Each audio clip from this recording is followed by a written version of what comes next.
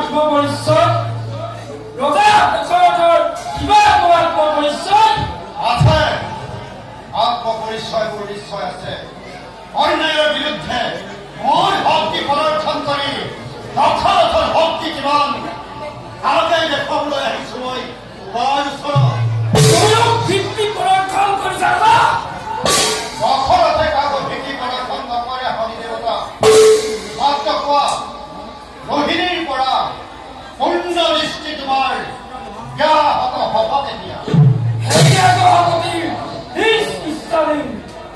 সামান্য মানৱৰ বৃহত্তৰ পৰাকাষ্ঠ নকৰা প্ৰদৰ্শন কাৰণতে তুমি ৰোহিণীৰ পৰা তোমাৰ দৃষ্টি ব্যাহত নকৰা হৈ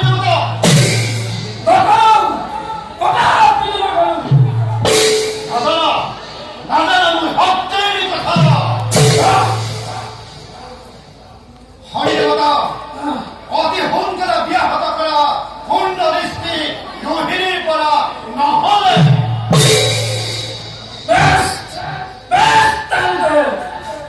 অহংকাৰী অনুগ্ৰহ শনিৰ কুপদৃষ্টি চলি পাৰি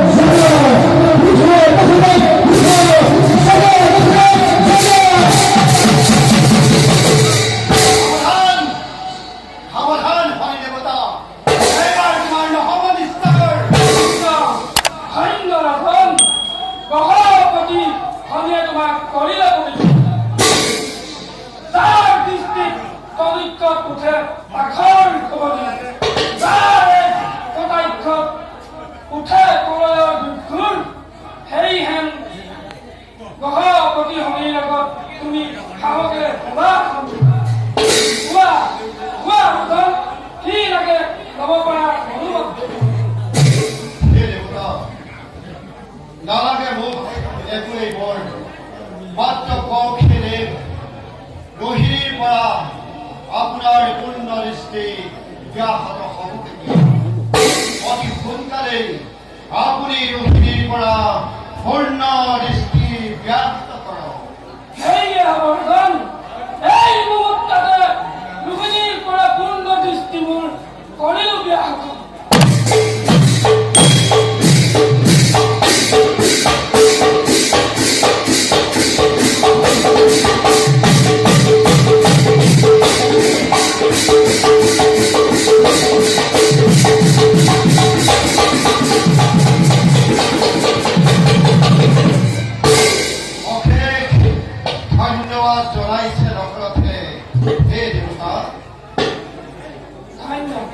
আজিৰ পৰা মুখুন্ধাৰে হ'ব তোমাৰ ৰাজ্য। যাওঁ মই এতিয়া নিজ কৰ্তব্যত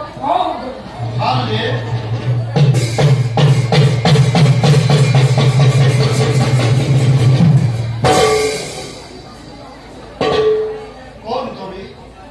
এই দুৰ্দশাৰ সময়ত মিত্ৰ ৰূপে উপস্থিত হৈ কৰিলা ৰক্ষা দিয়া তোমাৰ সত্য কৰিছে। সূৰ্যবংশী মহাৰাজ পানীয়ালা দশৰথ নাম মোৰ জটায়ু গৰুৰ নন্দন সম্পত্তি সবাই ৰমা গতিকুলৰ ৰজা তেন্তে তুমি গৰুৰ নন্দন তোমাৰ কীৰ্তিয়ে বিষ্ণুৰ বাহন হৈ ধন্য কৰিছে নিজৰ জীৱন আহা আহা হি মহাবিত্য আজিৰ পৰা আমি দুয়ো বন্ধুত্বৰ দোলেৰে